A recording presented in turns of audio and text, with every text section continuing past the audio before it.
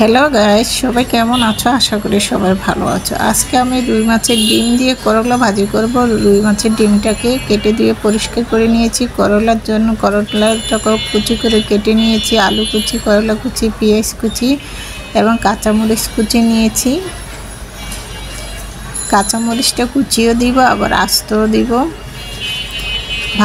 করলা ভাজির জন্য কড়াই বসিয়ে দিয়েছি। দিয়ে দিলাম তেল, দিয়ে দিব পেঁয়াজ কুচি।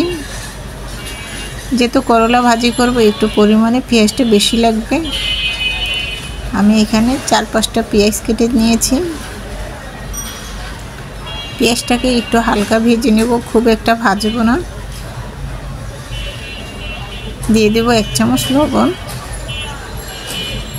1 চামচ দিয়ে দেব হলুদের গুঁড়া। লবণ আর হলুদ দিয়ে আমি ভাজিটা বানাবো, সেজন্য লবণ আর হলুদটা দিয়ে একটু পেঁয়াজের সাথে নেড়ে চেড়ে নিলাম। এখন দিয়ে দিব করলা কুচি এবং আলু কুচিটা। করলাটাকে আমি গোল গোল করে চাক চাক করে পাতলা করে কেটে নিয়েছি। তেলের মধ্যে আলু করলাটা দিয়ে আলতো করে নেড়ে চেড়ে দিচ্ছি, যেন নুন হলুদটা তেলটা করলা এবং আলুর সাথে মিশে যায়। আলতো করে নেড়ে চেড়ে দিলাম। এখন আমি এটাকে ঢেকে রান্না করব কিছুক্ষণের জন্য। খুব ভালো করে নেড়েচেড়ে মিশিয়ে নিয়েছি।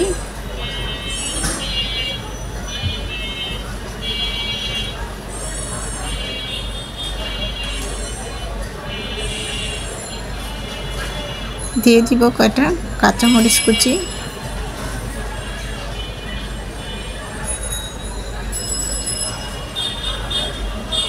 পাঁচ 7 মিনিট ঢেকে রান্না করব।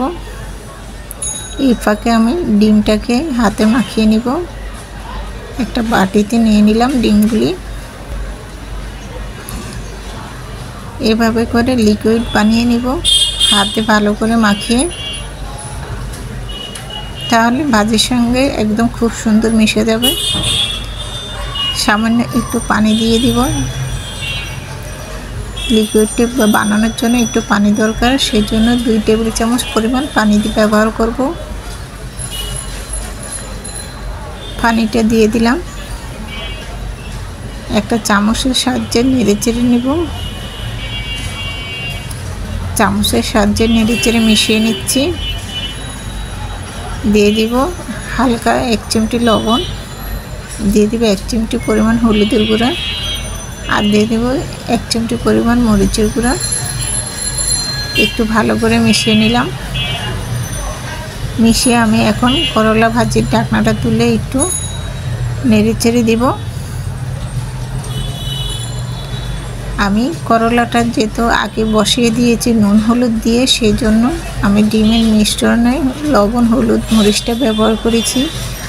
তাহলে খুব ভালো লাগবে খেতে, কাঁচা গন্ধটা আর আসবে না। এখন করলা আলুর ভাজির উপরে ডিমের মিশ্রণটা ঢেলে দিয়েছি।